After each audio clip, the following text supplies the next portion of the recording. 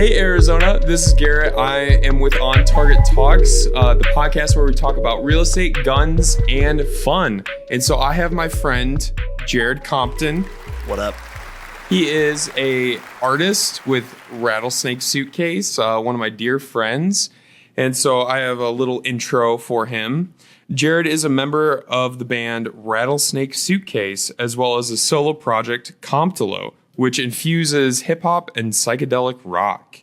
In the past, we have made music together. He's an incredible human, musician, and friend. So welcome to On Target Talks, man. Thanks for having me, man. Yeah, absolutely, absolutely. Anything you want to add before we kind of jump on in or anything like that? No, I think it's just cool that we don't get to see each other very often, so this is like a good, nice little formal way to talk to each other and like record it, you know? So, exactly. Yeah. Just kind of like a little time capsule where we can, have this moment and we can just kind of chat, vibe, talk. We're going to be talking a little bit about, Arizona music and, just kind of, chat. It'll be good. Sounds good. Yeah, absolutely, man. So you are just coming off the tour. I am. I'm tired. Tell me about the tour. We started here in town in Phoenix at Crescent Ballroom. We opened for a band called Saliva. They were pretty big in the early 2000s, but we opened for them at the Crescent Ballroom to kick off the tour. Mm-hmm. After that, we drove to Hemet, California. Okay. Which we were calling it Hemet online. So by the time we got there and the people at the bar, the first thing they did was call us out for calling their town name wrong. So it's actually Hemet. Oh, jeez. That was awkward. I have never been to that town. I didn't know the existence of that town, city, whatever you want to call it, but it was a time. And then we played there, left there, played in Spring Valley the next night, and then played in Yuma on the way home. Van ran out of gas.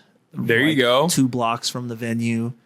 Oh my gosh. Yeah, we got really lucky. So we had to carry all our gear 2 blocks. You're kidding. Until we could get some gas in the tank. And so we definitely did the whole local band touring experience, something. Yeah. And I knew that while we were on the road, it was things are going way too smooth and too well. For the first few nights, this is going way too well. We're having too much fun.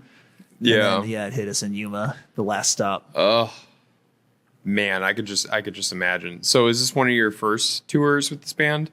This would be, I guess, it's whatever you consider a tour, I guess, is just traveling. So I guess if we're just talking about times we've traveled, this will be the 3rd time we've gone on the road. And we all have day jobs, so it makes more sense for us to do 3-4 days at a time, Yeah. It just makes it easier on us trying to manage our home life on top of that, Oh, completely. And we're all married and stuff, so we got women at home right for us, so we don't like to take off for too long. Eventually we like to work and get it bigger each time we do it, but we're still in the baby stages right now. Absolutely. And it's a process, man, of just getting out there, getting more fans and opening up to different markets and that kind of thing. Which was your favorite venue to play at on the tour? Yeah.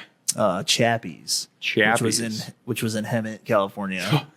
And we actually know of that bar because the last tour we went to Golden Valley, and I guess the owner of the bar there also owned a bar in California, and she loved us, so she's like, I want you to play at this other place, and then we just got the date sealed on there. Yeah. But yeah, that was definitely the best place that I've played so far. That her 2 bars are the 2 best bars I've ever played at in my life. No kidding. Unhinged. Great time. The people were so nice and just having a good time. And what was your favorite thing about that venue? Which one, Chappie's? Yeah. Probably the clientele. Honestly, it was crazy. That they had the bartender's birthday was that night, so it was just wild. And the place is super small, really small. And we were set up in this little corner in the walkway to get to the bathroom, and I just happened to get put on that side. So anytime someone had to go to the bathroom, I'd have to oh, excuse me. And it went on like that for the whole night. We played there for 3 hours, and wow, that's a long set. Yeah, we did 9 to 12. We take breaks. We take a break every hour. But, okay. But yeah, for our audience, both viewing and listening, how would you how would you describe Rattlesnake Suitcase? Sleazy classic rock and roll. Okay. I feel like we get grouped a lot with metal bands because we kind of like branch that arch a little bit, but we're at the end of the day, we're just a rock and roll band like AC/DC, Guns N' Roses. Okay. Sometimes we get a little bit heavy, but nothing like death metal or anything, you know? Like right. Which Black metal, power metal. yeah, which is funny because we always end up playing with bands like that all the time. But this probably just comes from like where we used to be in the past, because me and the singer have been in several bands together. And we used to be in metal bands, so we have a lot of those connections still. Yeah. So we're kind of loosely a part of that crowd, but at the end of the day, we're just a rock and roll band. That's awesome. I love that. I absolutely love that. So you've been in bands in the past. How would you describe like the juxtaposition between Rattlesnake and other bands that you've been in the past? This is probably the best band I've ever been in. They're all talented. And not even just in terms of like the type of music we write. I mean, like our relationship as a band, like we're such a unit now. Yeah. And we're like, these guys are like my brothers. And I even told them on tour, I was like, sometimes you guys piss me off, but you're like my brothers. So I get over it really quickly. Right. But we're more like focused. Cause I felt like in the past, me and Zach were always like just happy to play. We just wanted to play, be in the scene and like just do the thing. And we did that for a long time, and we still like to be a part of, you know, certain circles and stuff. But now it's more of like, how can we make money? How can we be financially successful? How can we not be a quote unquote local band? Right. Because I feel like there's just like a negative aura when someone calls you a local band, at least for me personally, you know, when you're like, oh, it's, you know, that's the local band. And I feel like it's kind of like demeaning in a way, I guess. It's almost like derogatory, where it's like, I don't know, everything comes from somewhere, you know. At some point, unless you're an industry plant, like you've done the local band thing, like you've, you know, started to branch out, you know, play shows. I think Ed Sheeran busked for a long time, so like playing music on the street and stuff like that. But I really think that there's value in like that farmers market, homegrown quality of music. Yeah. And so, yeah, I agree. I think, we've just really just wanted to focus. I guess our biggest focus is just making money. And Zach, in the time from the last band we were in together, we were separated for a while. We weren't like mad at each other. We were just on our own journeys. Below really started taking off and became my focus for a long time. Yeah. And while I was doing all of that, he was making connections and like learning the playing covers scene. And like, and then, like at the end of the day, like that's where all the money's at in music. Yeah. Unless you're like a huge band. Yeah. Sabrina Carpenter. Right? Yeah. So we've kind of like broken into that market. The last 2 years, we've been like really doing that hard, and we know like almost 100 songs. Wow. And we'll just, you know, we'll go like when we played Chappies, we just go out there for we played the 3-hour gig, and we play a lot of covers, but we also have that avenue to play our original music and be like, we're an original band. We just play covers, you know, and selling our merch at these shows and stuff, and really just marketing ourselves as the original band first and foremost over everything. But we just definitely we always used to overcomplicate our songwriting in the past, and I'm guilty of that even before I was in bands with Zach. And our main focus was to just write simpler music and like stuff that's more digestible to the average listener, you know? So every time we go into a song, we're like, how can we make this like a radio song? Every time we write a song, like how can this be something that could be played on the radio, and like have that focus every time we write. And a lot of that, you know, is the song, is your singing starting, you know, within 30 seconds of the song, is your song under 4 minutes. And I feel like those are really important pieces in modern music because people's attention spans are so low. Yeah. You gotta grab them immediately and catch them till the end of the song. And I feel like that's always been our main focus with every song we've written in this band. Mm-hmm. Yeah. It's so fascinating. I think it was Nile Rodgers, the guy who plays guitar on, I believe he played the Halo theme and then also Get Lucky by Daft Punk. He's done, what was it, Sister Sledge, We Are Family. He played guitar on that. And he has a quote that says that music shouldn't necessarily be complicated. It should be easily digestible. Yeah. You know, and that's one thing I've really kind of found joy in art that's kind of more simple and just kind of like straight to the point than maybe convoluted and complex. Yeah, and like honestly, that's why I'm drawn to hip hop. I think at the end of the day is because it's very much so like that. Mm-hmm. It's formulaic. Yeah, and just straightforward to the point.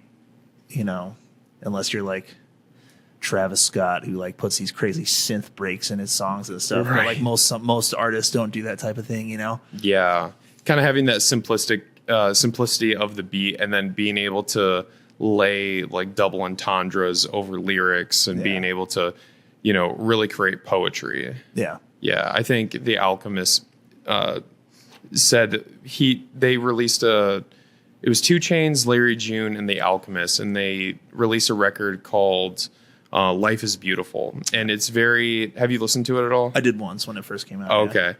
I really enjoy the album because it's pretty much just like smooth, like jazz, hip hop, very, very subtle. And he was saying that, you know, all he's trying to do is just create the background and make everything as minimal as possible. And so then that way the rappers can go above that and just be able to, you know, infuse the waves of their, you know, lyricism and that kind of thing. Yeah. Yeah. The Alchemist is very guilty of just making the same record over and over again. That is very true. Like you're like, oh yeah, that's The Alchemist. Oh yeah, that's The Alchemist. I think it was it wasn't Earl Sweatshirt. Was it Earl Sweatshirt who was saying that? Or no, I think it was JPEG Mafia was the one. Or he was like talking crap about The Alchemist. He's like they've been doing the same thing for 12 years. Yeah, I mean it's working for them. Yeah, I mean people still listen. So people still listen, man. So Arizona, let's talk a little bit about the local Arizona scene. Let's talk about some venues. What are some of your favorite venues to play at out here? Still standing venues.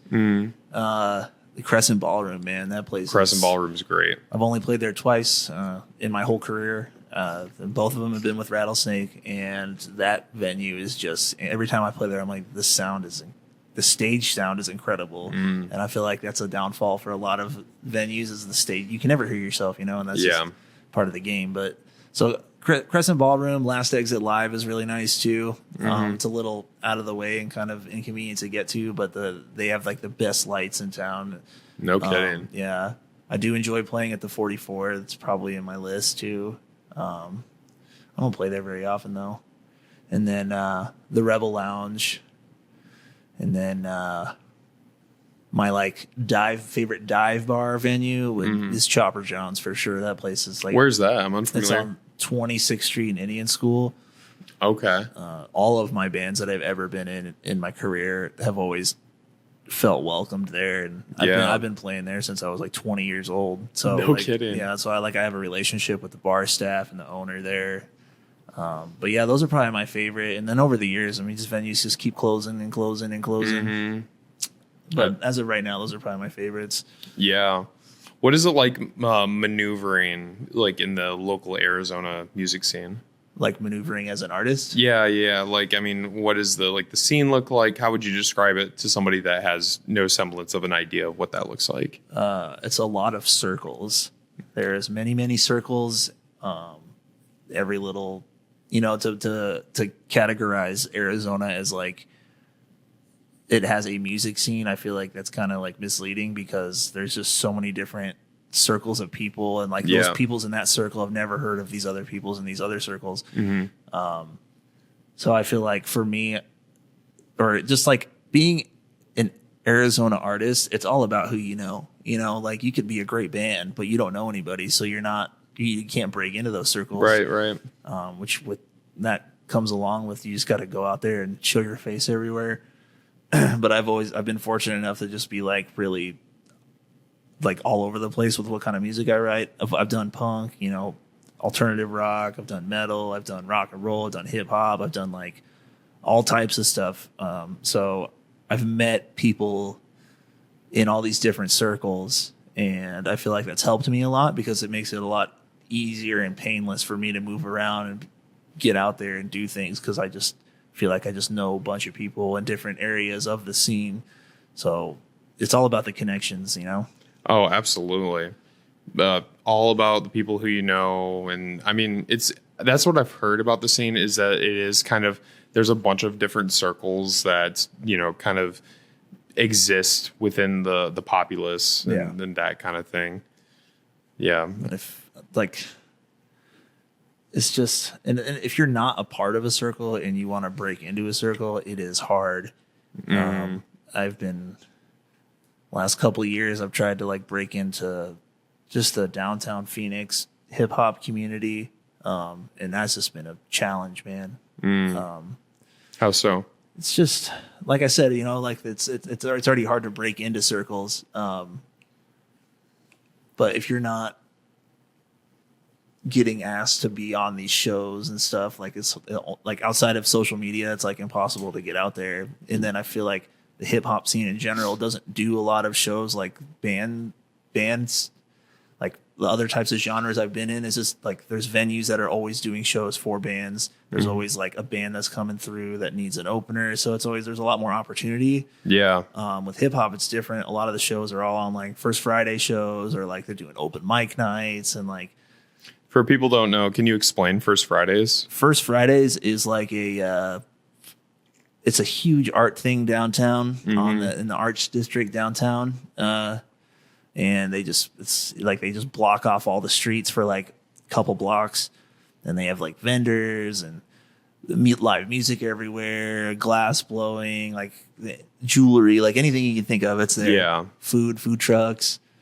But so like that's where I feel like a lot of the hip hop community resides at, is in those kinds of situations. Yeah. And I'm going to sound really pretentious right now, but like I welcome it. I've been doing music for so long, since I was, 17, 16, that I've been actively being a performing musician. And I kind of feel like I've already done my time doing the open mic circuit and like trying to get out. So it's hard for me to get the motivation to go out and go to those things, because it's just like a pride thing with me, and that probably makes me sound super pretentious, but that's just how I feel. And that's why I kind of don't go to those things, Yeah, of course. To get out there. And I just did that. It sucks having to wait at the open mic night till midnight till your slot comes on, and it's like, I'm too old for that, dude. Yeah, right. You're like, I gotta get to bed. Work tomorrow, dude. Right? My back hurts. Yeah. Like, so you've been playing music since you were 17.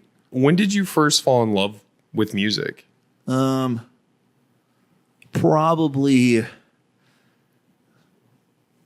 96, 97. I come from a music family, not necessarily performers, but people who love music. My dad, huge influence on me, showing me music at a young age. Yeah. Cassette tapes in the truck and stuff. And I think the first time that I fell in love with music was probably with the Beach Boys, and that's like still till this day like my favorite band of all time. Wow, no kidding. Like I will die on that hill. They are better than the Beatles, and right. I'm not arguing it. Right.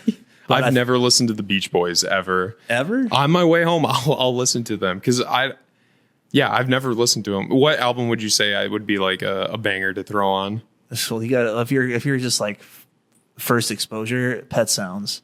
Okay. Like that is like notoriously like the greatest album of all time, next to like probably something the Beatles did.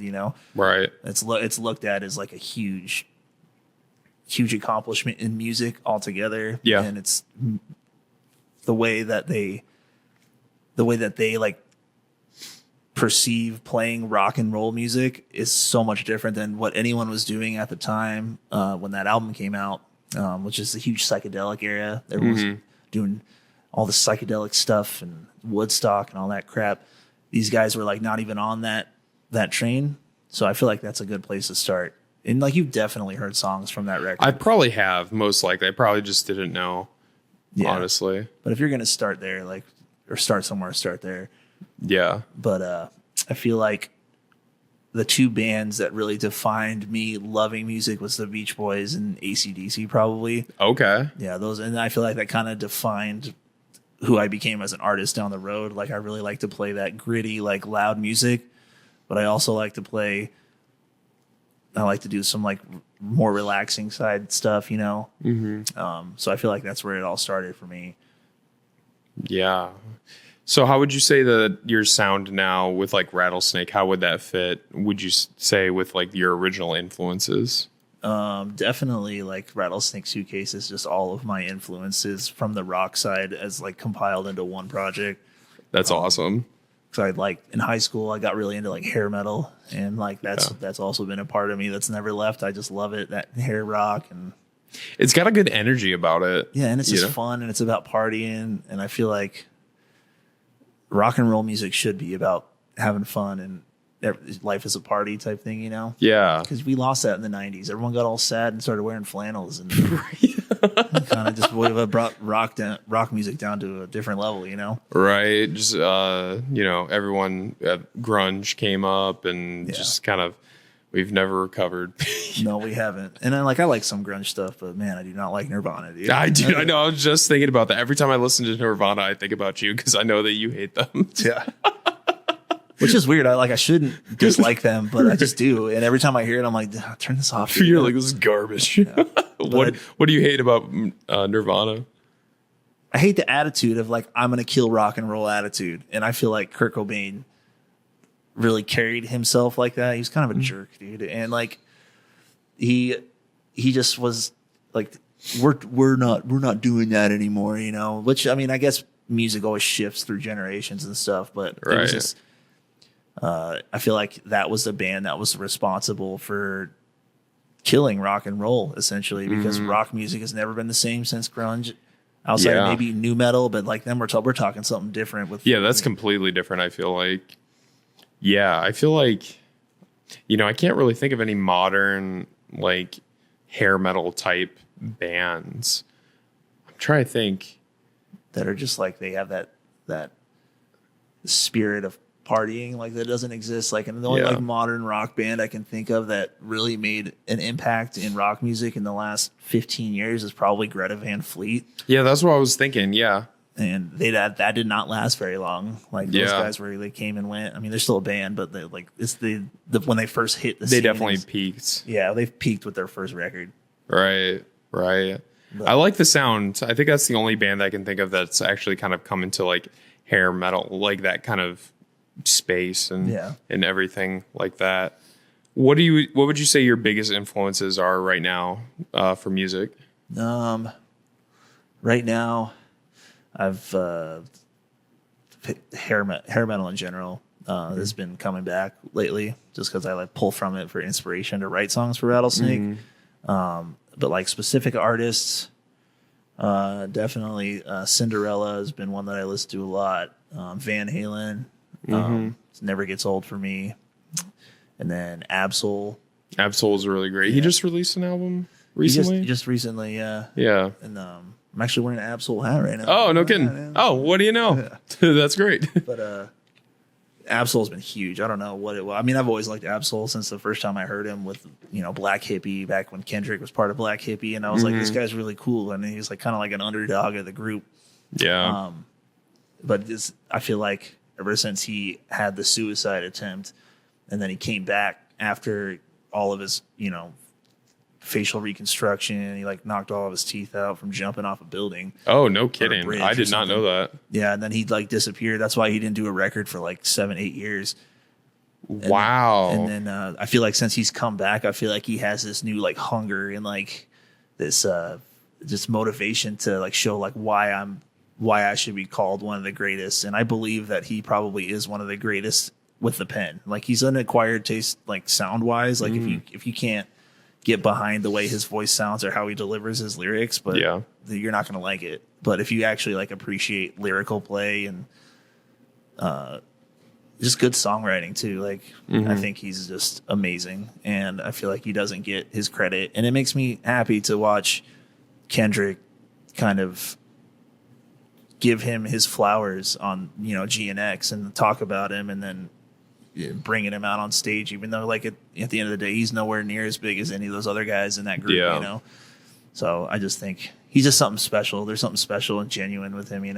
Yeah, absolutely. Yeah, I didn't know about his attempts. I've heard like random verses off him, but I've never actually taken a dive into his discography. I'm excited. I've a bunch of new people to check out. We got the Beach Boys, we got Absol. Two totally different artists. Completely. They're pretty much the same. If you squint into your eyes, they're pretty much the same. You just close your ears, it sounds the same. Yeah, right. But yeah, definitely. You should check out his album Herbert, which was like his first album coming back after the whole thing happened, and that album is just great, front to back, solid. What year did that come out? Do you know? 2023, I think. Oh, no kidding. Yeah, it's crazy. Time flies when you're having fun. Yeah. So I know you play guitar. Are there any other instruments that you play at all? I can play piano enough to like do studio work with it. I can play drums a little bit, not very good, and then bass guitar, which is just essentially a guitar with less strings. Yeah, a bigger guitar. Right? Yeah, it's like a thicker guitar. Right. But my first instrument I ever played was clarinet, but I haven't picked up a clarinet since I was like 11 years old. So you should go get a clarinet. I don't know. You should. I wouldn't even know what to play, dude. Bro, do like a Lizzo and bring out a flute like on stage, and you should do a clarinet solo, dude. Come on, we got to do this. Right? When was the last time you heard of a band to just do a clarinet solo? The big band stuff, Oh my gosh, dude. If I went to a show and I saw a band and all of a sudden someone pulled out a clarinet, dude, I would be elated. Like, that would be the best night of my life. I'd be so happy. It would be interesting. Yeah. Right? So you should fulfill this dream for me, right? Yes. Grab a clarinet. But I honestly think I do audio engineering too, and I produce beats and all that stuff. And I feel like that's, in a way, that's its own instrument too. Like when you're chopping samples and doing that kind of stuff, I feel like you can honestly call that's like a modern instrument now. Mm-hmm. In today's day and age, that's like just a different kind of art form, But yeah. Because you can keep everything in the box, like inside the computer. Yeah. Like you don't necessarily have to lay anything out. You can just sequence it or sample it. There's so many things that you can do. And now with like AI music, it's insane. Have you like looked into AI music at all? There was one band I heard about, and then I checked it out and I was like, oh, this is where we're going, huh? Yeah. This is what's happening. And fun fact about me, I've never used an AI service. Really? Never used Chat GPT. I've never like used AI generated images for anything. No kidding. Yeah, I've been doing my best to try to stay away from it, but as the years go on and time goes on, it gets harder and harder to want to fight that, because it's just like everything makes everything so much easier, Yeah. Yeah. It's a weird, complex situation. There's a meme where it's like, I have an offer, I ruin the world and blah, blah, blah, blah. And you get really weird videos and talking about like AI, and there's definitely uses for it. And there's some cool things that can be done. I was just reading not to go too far off into a rabbit hole. I was just reading an article about, like dead internet theory. Do you know what that is? Mm-hmm. Okay, so essentially it's that at some point, probably around like 2017, the threshold of bots and then users shifted. So a majority of the content online is just bots. Yeah. And now like with like AI generated videos, like it's just everywhere. And so it's diluting a lot of the content and also the, what do you call it? The integrity of like the content, if that makes sense. Yeah. And honestly, like it's just killing social media in general. Like, I mean, trying to get reach on social media is rough these days. Oh yeah. And I feel like social media is like what its purpose was is that's changing, and it's not going to be the same ever again. And no, not at all. We're heading for a new era. Within the next 5 years, it's going to be a totally different landscape for artists and stuff. Yeah. I feel like the golden era of social media is over, and it's sad to see because I'm on social media for on Target luxury and everything like that. And it seems like, there's a bunch of friends that I've been friends with for 15 plus years and rarely see posts from them. It's mainly just like AI slop where it's like, oh, look at this really weird video that AI made. And it's like, okay, cool. That's awesome. But, I'm trying to stay connected with people, not just to zone out and be entertained through the endless scroll wheel of reels, Yeah, it's definitely, it needs to be studied. It's like hypnotizing in the way it'll suck up an hour of your time before you even realize it did. I don't know. And I feel like it wasn't always like that. It wasn't always like that, man. No. It's crazy. I literally this past week, I've been a little stressed out with some things that are going on. And I made the decision not to scroll through shorts or reels and everything like that. And if I saw a reel I wanted to see, I would select it and then exit out and not go through that endless cycle. And the amount of brain space that I got back was astounding. I felt so much better, so much clearer. Just the way that reels and short form content work, it's where essentially what you're seeing is the most viral moments of the most viral things, and they are enacting emotions in you. So it's emotions on command.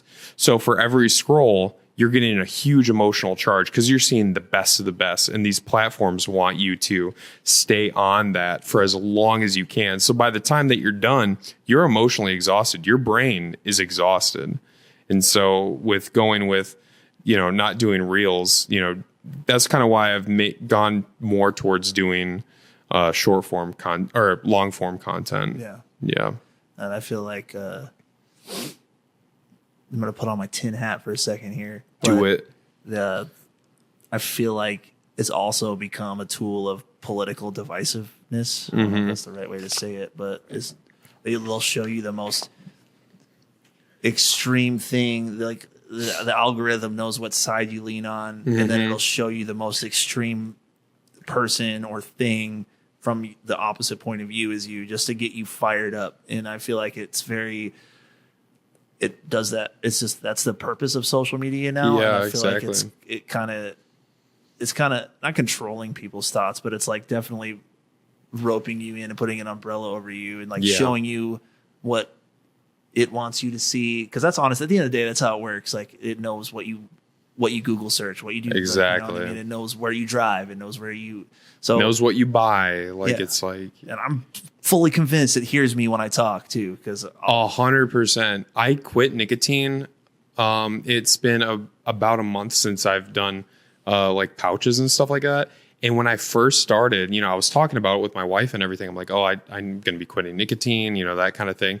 Literally, I've never seen any nicotine commercials ever. I started getting a bunch of hey, if you click this link now, you can, get 3 pucks of nicotine and yada yada. And it was just it's too much, man. You just can't survive or just live and without your privacy being invaded, No, yeah, this is really bad. And if I wasn't a musician, man, I'd get rid of all of it because I've already gotten to the point where I told you before, I keep my phone on silent all the time. Yep. I wish there was a way I could turn everything else on silent. Well, it is on silent, but get it so I don't have to see the notifications until I open it, Yeah. Because I just don't. I think it's an unhealthy thing that's in the world, and I think it's hard to get away from. Yeah. It's in your pocket all the time, and all the time. It's in your pocket. It's on your watches.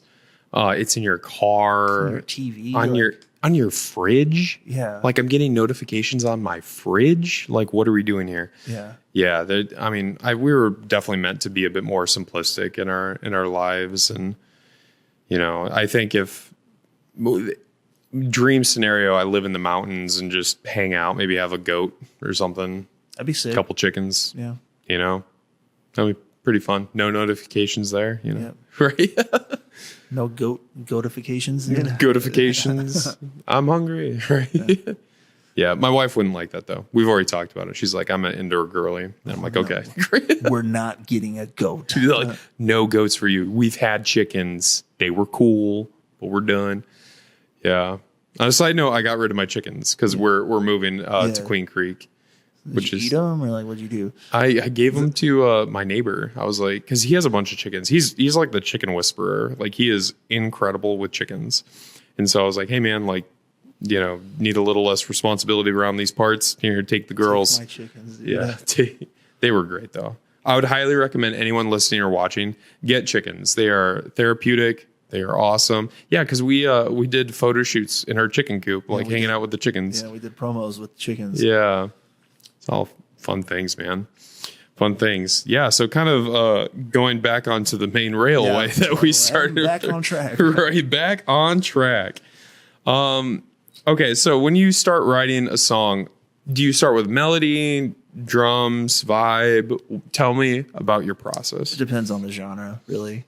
For rock music or guitar music, I usually start with, you know, guitar riffs, chord progressions, those sorts of things, and then kind of build around that. Lately, I've been with Rattlesnake.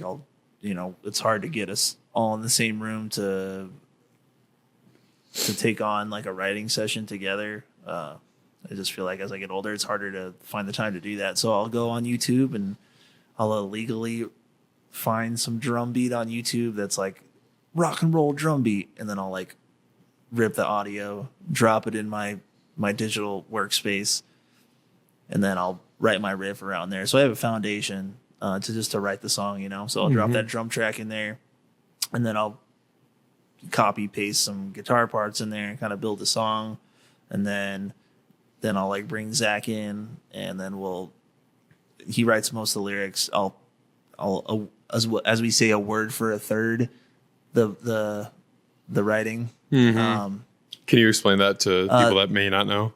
So there's an interview with Mick Jagger from the Rolling Stones where he talks about, you know, you got to do a word for a third because one word equals a third of the publishing rights. So if you have one word that you change that you can prove like I did this, like you get a third of the publishing rights.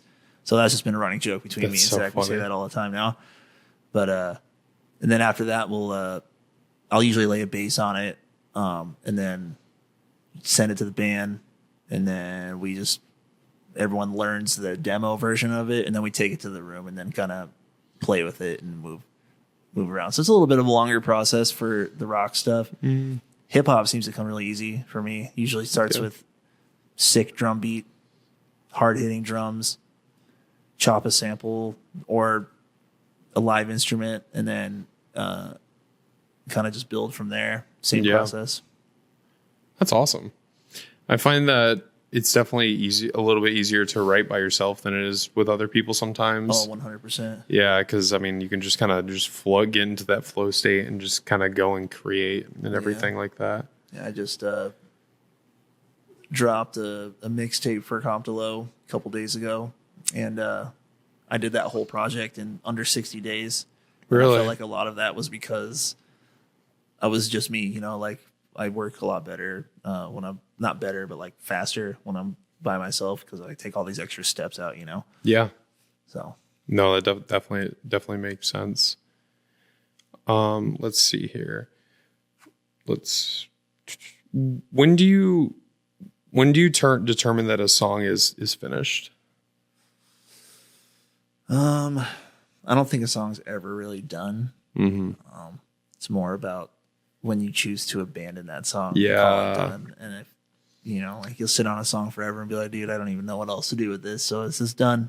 Right. But I feel like a song with Rattlesnake is never done until we get in the studio and actually record it. Because once we get in the studio, we're changing even more things that we didn't change when we were in a room together playing it 100 times before we even took it to a studio, you know? Yeah. So I feel like with that band, our song's never done until the record is cut, because we'll constantly be making changes to these songs.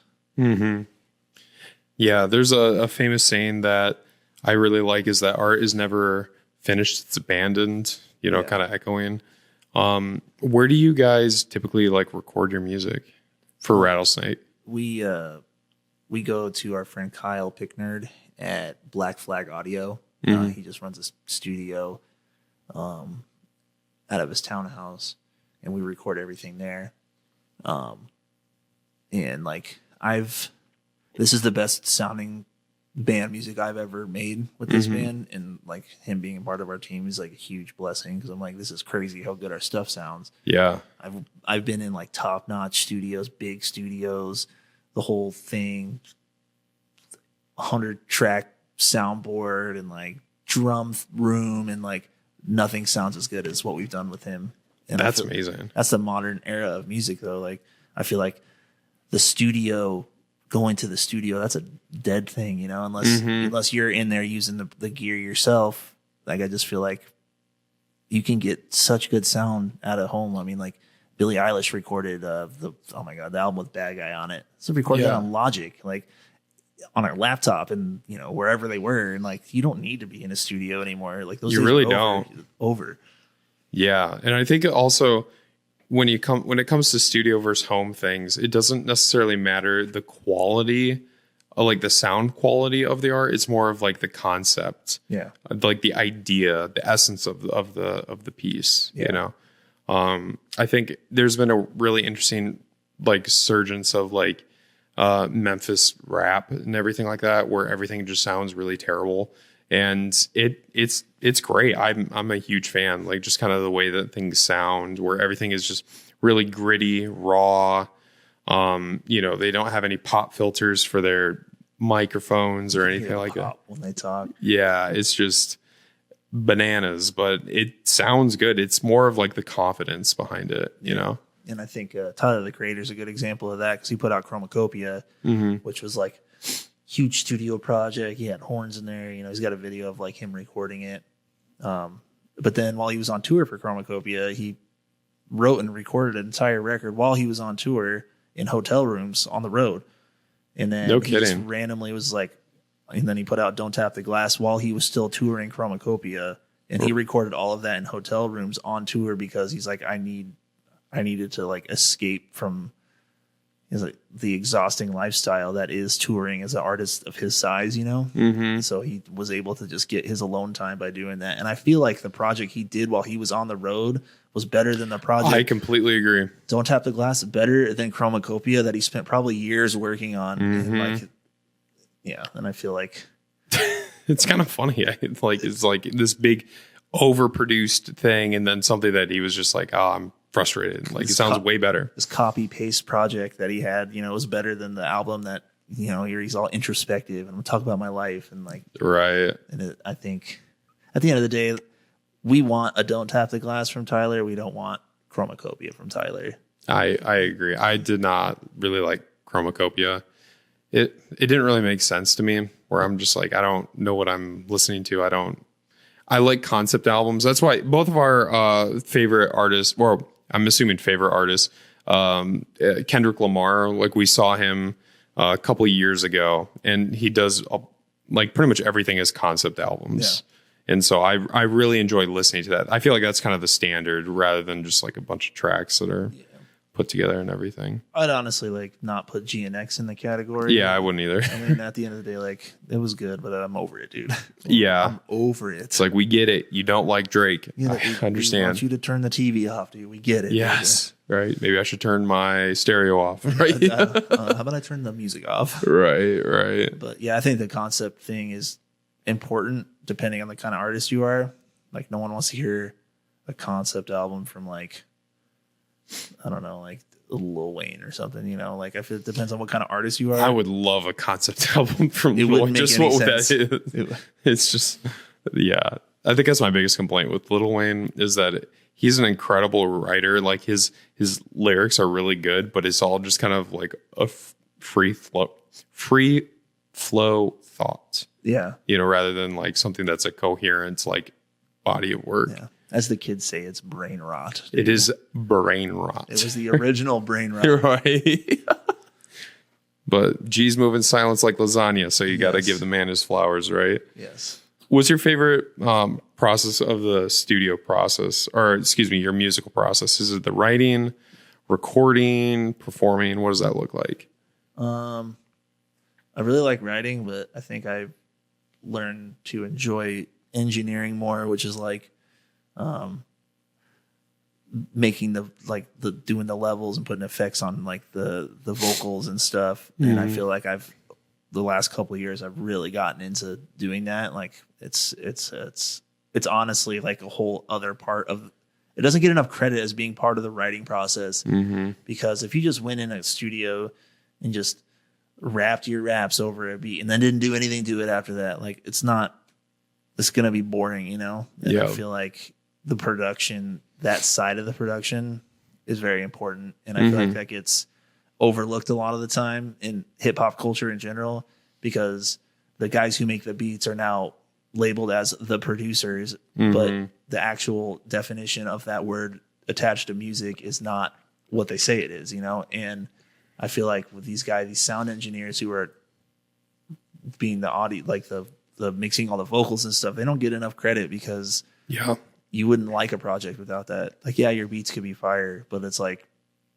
that's a huge part of making a record sound good is how to, you know, did you put reverb on this, or did you put all these cool effects on this part, dropping the beats out? And like, you know, it's a whole part of the writing process that doesn't get enough credit. Yeah, I think good production can really do a lot. It can take it over from just like an okay song to like a great song. Yeah. You know, whether that's added effects, because I mean, you know, you have the instrumentation, then you have, you know, vocals, which can be done like a cappella, acoustic, whatever. But then having things that are like overproduced, or like I think of a Dua Lipa, like her songs are really good. One Kiss is incredible, but there's just like a bunch of ear candy and spatial effects that really make it into an incredible song. Yeah. And so I completely agree. I think production doesn't get enough credit. Yeah.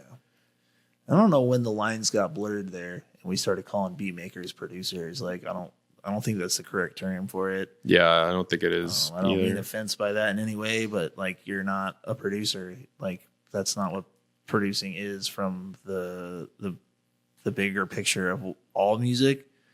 That'd be like you have a band in the studio. Well, the band wrote the song. The band wrote the music. So are they the producer? No, they're not. They're the band. Like you know, the beat makers play the role of the band in their genre. You know, so I honestly can't stand it. Like I don't know why. As a beat maker, I'm really offended right now. Right? I just don't understand. Like, unless they're like sitting at the thing and they're like engineering your vocals, like you're not a producer, dude. Like you're part of the production process, yes, but you're not the producer. It's almost like the composition rather than the production. Yeah, you know, it's right. It's writing. You know. Yeah. No, absolutely.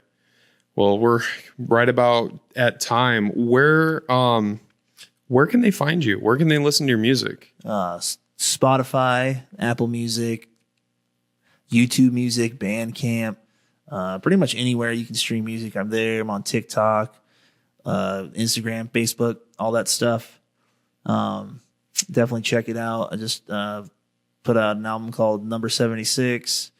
It's a rap album, and then Rattlesnake Suitcase is about to start rolling out our next EP, and definitely be on the lookout for that. Yeah, I'm excited to listen, man. I've really enjoyed our friendship over the years, and I don't think I prefaced this at the beginning, but we've made music before. Before I got into real estate, I was pursuing music as a career, and so some of my favorite bodies of work have been with you. And I'm really grateful that you were able to like come over here and be able to chat and just kind of, you know, kick it for a little bit, man. So thanks for having me, man. Yeah, thank you so much. And if you're looking to buy or sell real estate, reach out to On Target Luxury. My phone number is 616-402-5216. I'll see you on the next podcast. Hell yeah, dude.